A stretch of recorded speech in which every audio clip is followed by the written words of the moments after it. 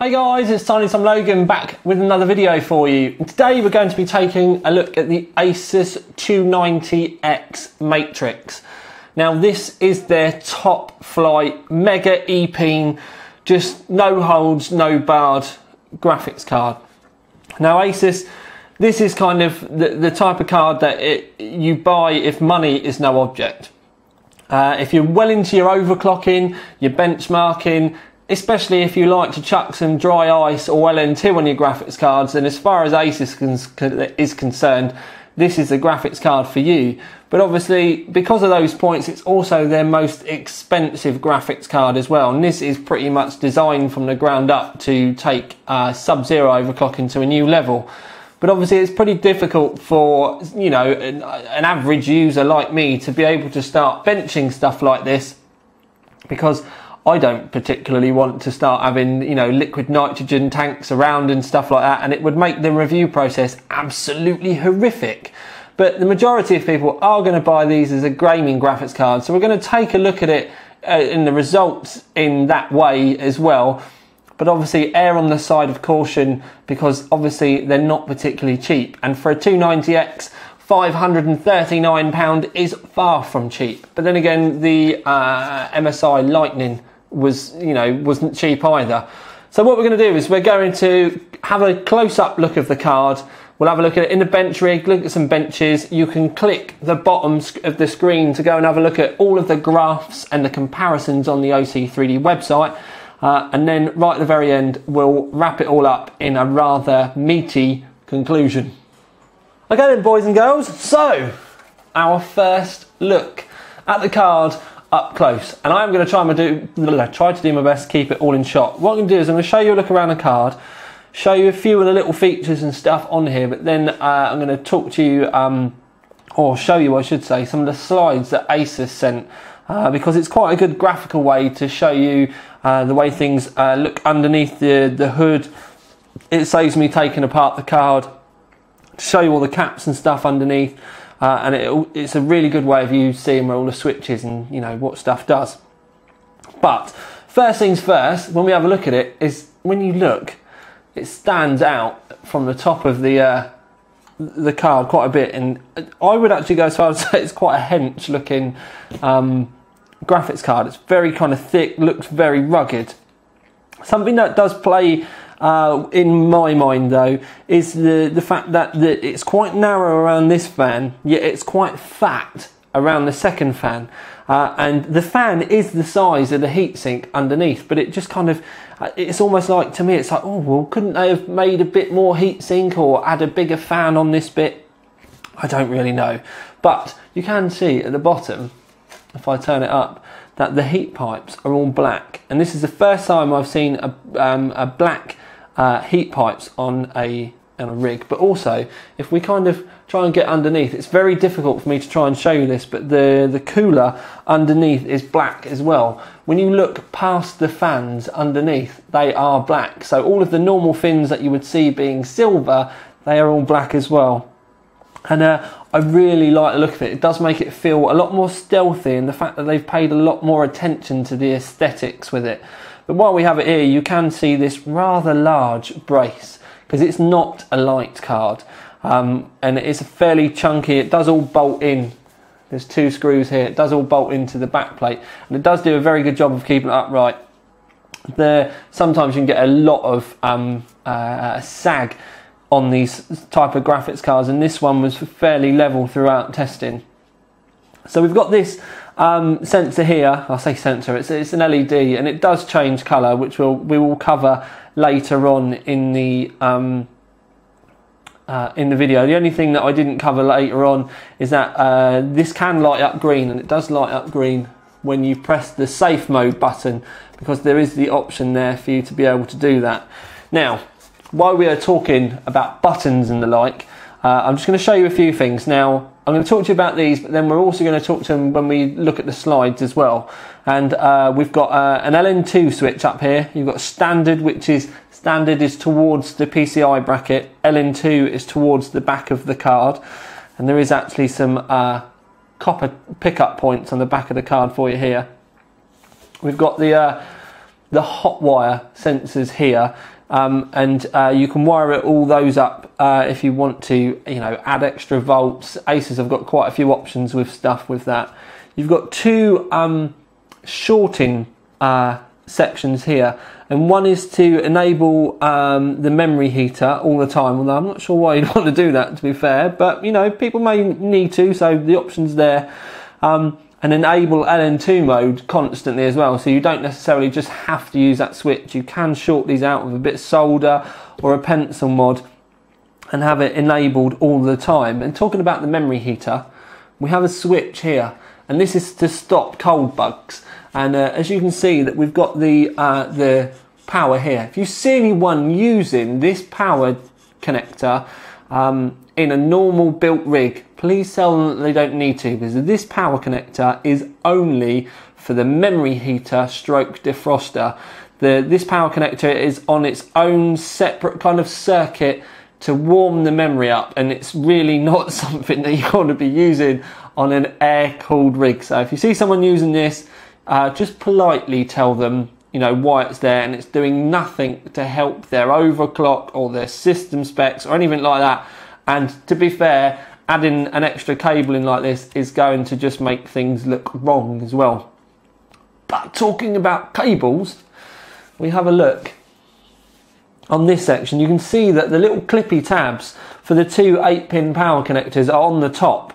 Now that's upside down to the way that they'd normally be, because normally they'd be on the other side, but we've obviously got a massive heatsink and stuff in the way, and you'd never be able to get your fingers in to be able to unclip them, so they're on the top. Now this does make your cabling a little bit more interesting than you may think. You may think, no, it's not going to make any difference, Tom, but believe me, it can do. And unless you're coming straight up from your PSU, which I personally don't like the look of, you may need to not necessarily get creative, but you're going to need to spend a little bit more time getting things all sorted, you know, looking tidy and sorted out. Now, onto the back plate. The Asus Matrix writing is up the wrong way. You'd be up the right way. I apologise. You'd be amazed how many times I've seen other manufacturers put this text up the other way. And that's generally just because of some poor Chinese man sat in a room and he doesn't actually know what he's doing. He's just told you, oh, stick them on. So it's nice to see that that is the right way up. The only real way that you can tell the difference between the 290X and the 780 Ti Matrix from this view is the 780 Ti has got the SLI brackets, and this doesn't have any SLI, obviously Crossfire or anything, because it's done through the PCI Express now. And the 780 Ti has got a couple of cutouts on this section, but otherwise they're pretty similar. So also round here, two DVIs, HDMI, full-size DisplayPort. Other than that, it's just a hench, you know, real stocky, aggressive looking graphics card. But now what I'm going to do, we're going to break off and I'm going to talk to you about the features that you can find on the card and show you some slides to explain them for you slightly better. Okay then, so a first quick look at the specs. Matrix 290X, obviously, PCI Express 3, OpenGL 4.4, 4GB of GDDR5 memory, which is running at 1350 megahertz, which is 5400 effective. We've got a 1050 megahertz stock GPU clock. Memory interface is 512-bit. Maximum resolution is 4K, and that's pretty much it. But if we have a look at this next, you'll see this is all part of the stuff that Asus sends us when we first get sent stuff, so we can have a good feel for everything and try and, you know, explain everything to you. And you can see that we've got the gamer-friendly style UI, ROG color-coded load indicator, at a glance GPU load level, although I will show you that later on and how it's still a bit pointless, I think.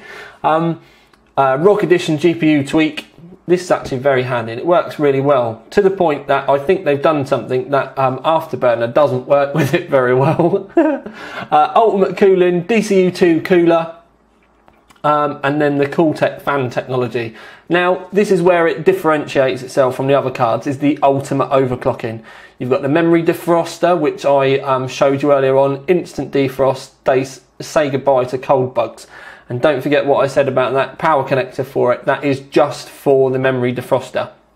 You've got the LN2 mode and the standard mode, a safe mode so you can reload your BIOS, and then you've got the DigiPlus VRM and black metallic capacitors. This is something that we're going to talk about in a minute, but if we move on to this next slide, you can see it's all laid out for you slightly better so that you get an idea what's what. With this, you do get a very good view of that black heatsink and the 10mm heat pipe that they're pointing out there. They don't actually talk about it being all black for a change though. Going up, aluminium backplate, and it shows you where the LN2 mode and the standard mode is. They're showing you a quick look there at the DigiPlus VRMs with black metallic capacitors and the 14-phase super alloy power. The MOSFET heatsink, safe mode switch, memory defroster switch, and then going on about that color-coded indicator again. This is a good shot of the VGA hot wire, and it does explain what you can do. Now, this is a very advanced thing. I certainly wouldn't advise people to be, you know, soldering things onto their graphics cards unless you're, you know, you're pretty confident with your tools, your own kind of ability, and exactly what you're going to be using these for. So yeah, that stuff is there for those of you that are either brave enough, or let's face it, that are you know, gifted enough with your overclocks and stuff. This is a lovely bit. I actually quite like this. The DigiPlus VRM with black metallic capacitors and 14-phase super alloy power. So this is just explaining to you how in-depth that they've gone with all the power delivery and everything on the cards. And you can see that they've picked out, they've got Japan-made and Nikon, I can never pronounce stuff, GT series black metallic capacitors. They say that it's got a 5 times longer lifetime, even when it's running at its operating temperature of 105°C, which is pretty damn hot when you think about it. And to be fair, with the 290 having upped power regs and, you know, better thermal stuff and all that kind of thing, it's never ever going to be a bad thing. Right, onto the ROG color loaded indicator. You can see that you've got the loading. You've got the light loading for blue, medium loading which is orange, heavy loading which is red, and then safe mode which is green. Although I've seen green for a bit. As you'll see in a little bit, you know, later on, we will talk about that and yeah, and my thoughts on that. But that's enough for slides. Let's have a look at it in the bench rig. Okay then, so the test system today is pretty much the same as it always ever is. We've got the Asus 2560 by 1440 screen. We've got a Corsair 750D, which will actually be soon changing. We've got the AX60i power supply for just this graphics card. It's probably about right because it's a good balance. We've got the Asus Rampage Extreme 3960X 4.6 GHz Corsair Vengeance Pro RAM. We've got a Corsair H105 with Corsair SP 120 Quiet Edition fans, and then the case fans are AF LEDs in white. Then we've got a GTX 240GB Neutron SSD for the operating system and some of the benchmarks, and then all the games are on a Corsair LS 240GB drive. What I'm going to do now though is move on quickly, and we'll take a quick look at that LED in use.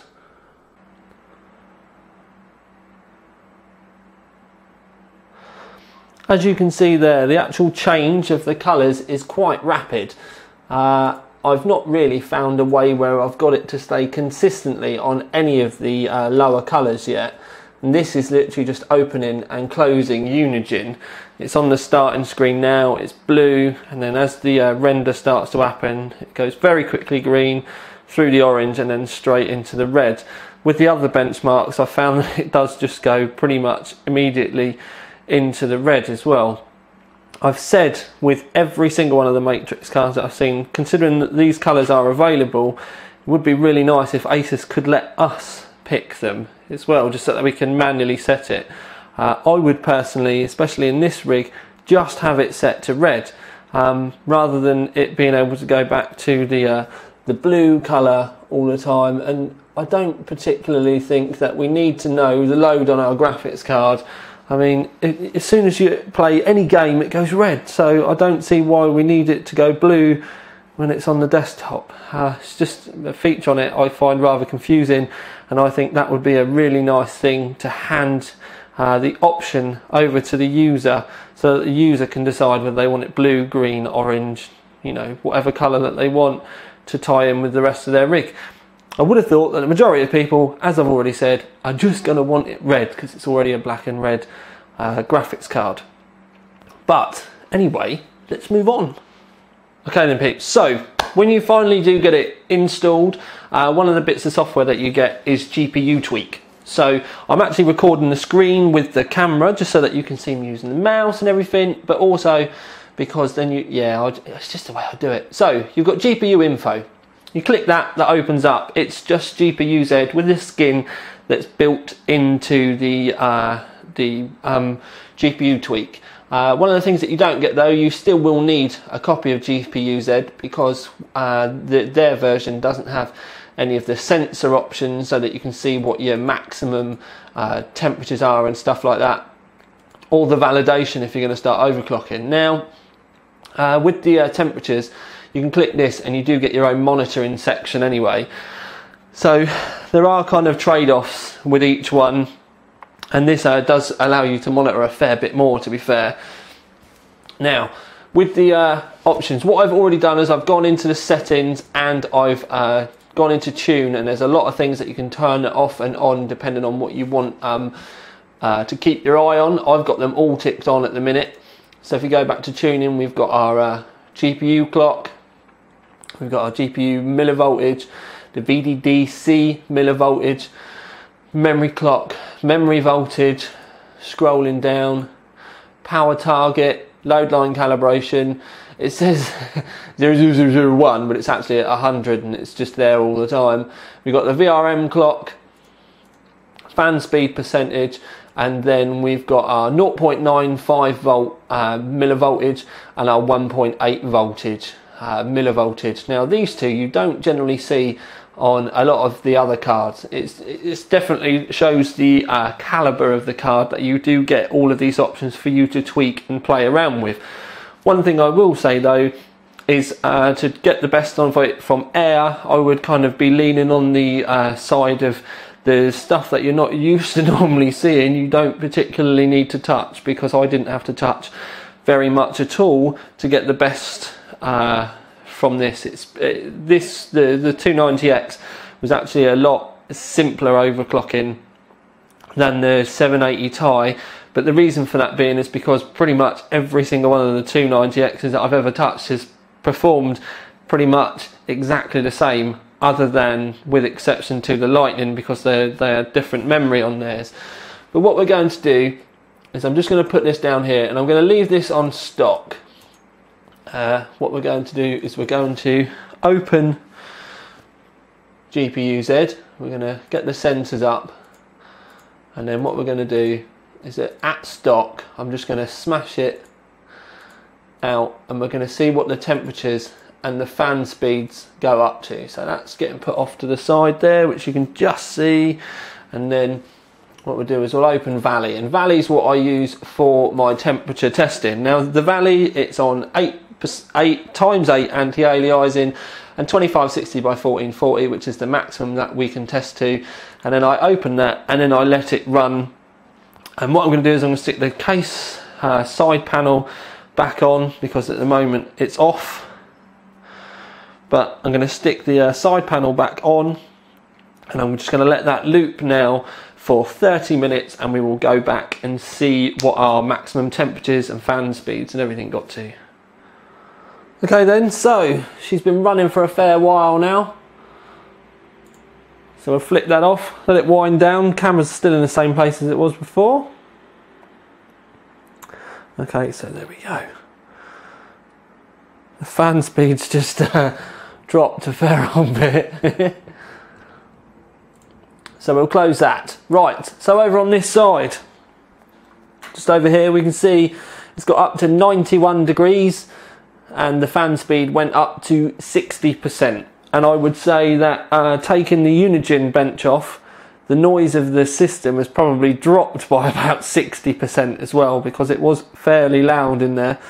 It's definitely not by any stretch of the imagination what I would call quiet, and that's with it at stock.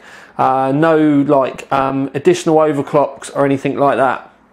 One thing I will say is when I did do my my benches, the noise that this thing was making when overclocked was quite substantial. So if you don't play with cans, or you like a quiet system, or you play at night, maybe front room, do you know what I mean, that type of thing where noise could be a problem, this and an overclock is not going to be for you. But then again, don't forget this is aimed at, you know, hardcore overclockers and LN2 users and all the, you know, the kind of stuff like that. But I just wanted to draw attention to the fact that even at stock, this thing is still, you know, 90 odd degrees and far from quiet either.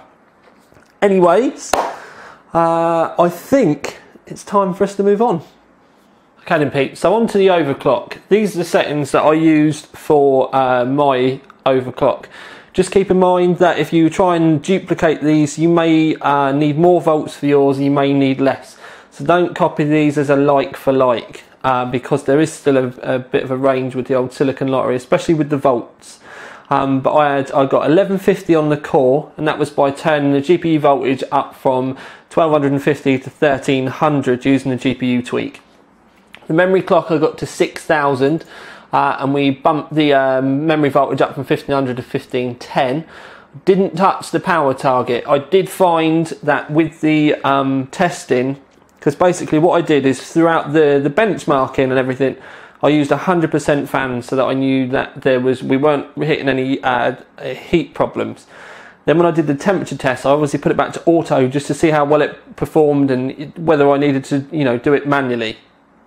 But with long-term like Unigine loops, touching that power target, I actually found that it could make the overclock unstable. So everything could be fine running like this, turn that power target up to 105 or 110, and my everything would start to crash. So I left that alone. Whether that's, you know, a driver error at the moment or anything like that, could just be part of the card. Don't necessarily think that you need to start smashing anything else in.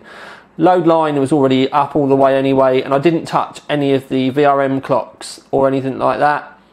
I also didn't touch these voltages down here at all, and I didn't particularly find any bonuses once I did start using them either. So that's the test that we used for the overclock. In the review, we only run the overclock settings. We didn't see any point with a high-end overclocking card like this to run stock settings, because the whole point in this card is the fact that, you know, people are going to want to overclock it. So we've only run it in our best case scenario overclocked state. Now you can click the link on the screen to go and have a look at the overclock 3D reviews. That will take you and you can see all the graphs and you can see everything, and it's probably going to be a lot easier than you trying to watch it either looking at the graphs on YouTube. But you can also, if you see any of the other results in there that you like for a certain specific card or anything, you can also go and look up those results as well. So, first off, 3D Mark 11. So you can see it there, we've highlighted it, Asus R9 290X Matrix. It's just below the 780 Ti DirectCU overclock. It's actually just above the Poseidon 780 overclock as well. You'll also see that if you look further down the list, that you can see all of the other, you know, 290 X's in a stock form below it. But something that you do need to kind of notice, especially with 3D Mark 11, and this is one of the few ones that it did it. If you look a bit above, the 290X DirectCU 2 overclock actually outperformed it in 3D Mark 11. So that was one of the more surprising results that we got. If we move on, this is 3D Mark Firestrike. They're sorted by the Firestrike Normal, not Firestrike Extreme. but again, you can see here that the 290X DCU2 overclock is above it. Now, when we got the second time that the DCU2 was above it, what I did is I went back and I actually started turning the overclocks down on the matrix in case I'd pushed the overclock too far, because you can push clocks too far and the benchmarks scores will start to fall off. But with the matrix, by turning the clocks back, they never ever went back up again as they would have done if we pushed it too far. They consistently go up around up to 1150, and it's once you push past the 1150 mark, they either start to drop the scores or they start to blue screen altogether. So the 1150 on this is a best case scenario. So it's just one of those ones that maybe the silicon on the DirectCU2 was better, but considering that they're being benched overclock for overclock at nigh on the same settings as well, that's two benchmarks now that the DCU2 has come out in front, and it come out in front on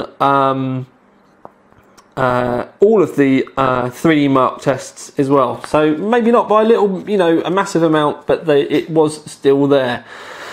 You can also see though, quite impressively, that in Firestrike at least, the 290X Matrix did manage to pull in front of the Gamewood Phantom. Moving on to Catzilla, I actually really like this benchmark. It's mental. The music's brilliant as well. I remember the first time I ever got speakers attached to this, I thought it was amazing. Anyway, with this, the 290X Matrix is now finally in front of the DirectCU2 overclock. There's not a massive amount in it, but it is there. We've kind of got back to the point where we'd expect benchmarks to be as well. The Poseidon is in front, the 280X Lightning is in front, but also here the 290X Lightning from MSI is in front as well.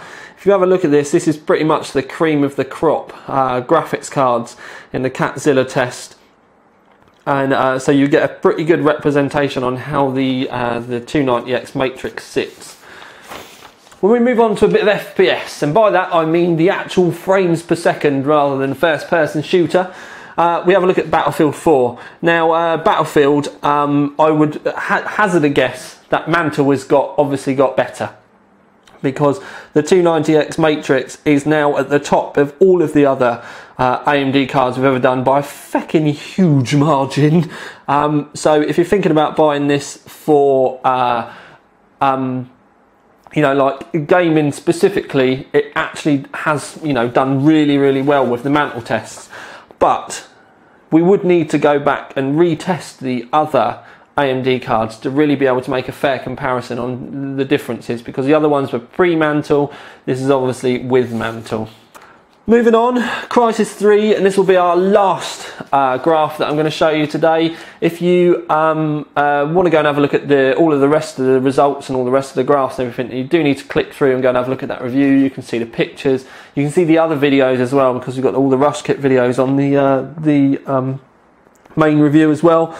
But if we have a look here, find the 290X Matrix, and then just above it you've got the 760 Mars. And then if we work back down through, you can actually see on this one at least that the 290X DirectCU2, it's quite a way down the graph there really. We never did work out why the overclock was below the stock one. It's just one of those weird results, and it does seem to do it consistently as well for a random reason. But anyway, so that's it in Crysis 3. I know it's not the most strenuous game in the world, but once you turn the resolution up to 2560 by 1440, it does separate the men from the boys. We've got no results there at 40 frames per second with any of the cards once you turn that resolution up with all the games maxed out.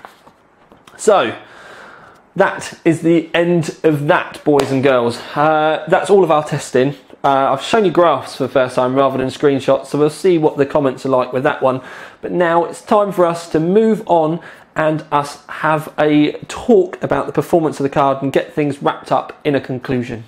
Okay, so the 290X Matrix. It's a bit of a difficult cookie really. because it is obviously eye-wateringly expensive, and I do mean eye-wateringly expensive as well. £539 is a lot of money, no matter whether you're a sheikh or you're one of the Rothschilds or anything. It's a lot of money for a graphics card. Now, it is all singing and all dancing, but for me, this is pretty much, when it comes to the 290Xs, it's got to be for those of you out there that want to send it sub-zero, or really don't give a monkeys about the money side of it, because it is a very good looking card. I think as far as the Asus cards are concerned, I think this is so much nicer than the DCU2, which, to be fair, has looked the same for quite a while, so it's looking a little bit dated. I really do like the black heatsink and the fact that we've got a really tasty backplate on it as well. The fact it's so hench and wide and, you know, girthy, it does look the part. Performance-wise, it's a bit of a trade-off. Even if you compare it with the DCU2 cards, which can be found for £100 cheaper, you can see that the DCU2 at times does perform better than this. Thermally, they're about the same. Noise-wise, I would actually go as far as to say this is louder than the other DCU2. It's pretty much the same cooler that they use on the 780 Ti card, apart from the fans on this have blatantly been given a stepped up, because the difference between the two at 100% fans is just night and day. One's, you know, loud, one's making your ears hurt. So really, the best thing I can say for it, we're going to give it the Performance Award, because at the end of the day, Asus have gone into the sub-zero kind of things for all of those benchmarkers out there. Now, a lot of people are going to go, oh, you know, not a lot of people do sub-zero benchmarking, but it's only really the top flight people that do get handed these cards for free. And there's still a lot of people out there that look for these type of graphics cards to go and try and get themselves to a point where they're going to be getting the cards for free in the first place, because everyone's got to start somewhere. Now, just things like the memory defroster, I've got to admit, I ain't ever seen that before, but I have heard of lots of people having cold bugs with memory a lot as well, especially once you've had them under sub-zero for quite a while. You quite often see people with bloody blowtorches down stuff trying to defrost everything. And this could obviously save those sub-zero peeps a lot of time with that. You've got the hot wire on there, you've got the LN2 bits that you can actually just short off, so that you can have those running all the time if you want. And they've obviously gone into a lot of trouble making sure that the power delivery on this thing is pretty good as well, because that's also pretty damn well beefed up. So the long and short of it is, yes, it's won the Performance Award, but I'm going to be perfectly clear and honest about this, and it's probably going to be something that Asus may not like very much. If money's not an object and you just want an EPEAN card so that you can show off in your spec lists and, you know, just spend a lot of money on a graphics card, then if you buy the Matrix, obviously you're going to be getting that, but you are going to be doing it for aesthetics. You're going to be doing it because it looks pretty, because you like the look of the card, because in all intensive purposes, on air cooling, which is what I'm assuming that most of you are going to end up doing, it's not going to be any faster than the DCU2. As far as air cooling is concerned, on the 290Xs, pretty much every single one of the 290Xs that I've had have done around 1150. The only difference between them is, you know, the varying amount of volts that they needed to get there. There's a very, very small margin between them all though, but they've all got to about 1150, or they've all got to 1150 and then stopped. The memory on them as well, they all get to around 6,000, 6,200 effective. But the difference between them is they all get there. It just depends how many more volts that you need to get around them. So it's a silicon lottery thing, but the tolerances are very, very, very small. So if you're looking at this as a potential purchase in a gaming rig, then you're going to have to decide for yourselves whether you want to spend that extra money to get what I would consider as being the best looking Asus 290X graphics card that they sell at the moment.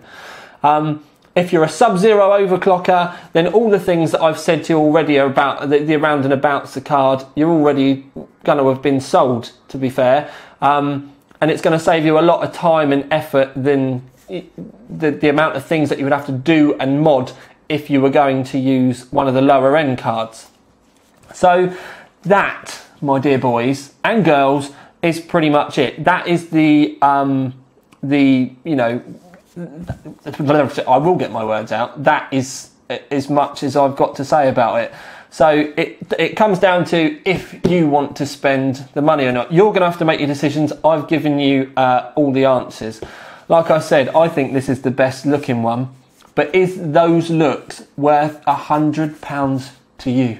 Now, you can tell me in the comments underneath. You can also tell me on the OC3D forums, because we would like to hear from you, because it's not very often we get a lot of feedback about the differences with these cards. But yes, I am thoroughly interested. But for now, at least, this is Tiny Tom Logan with another video for you. Out.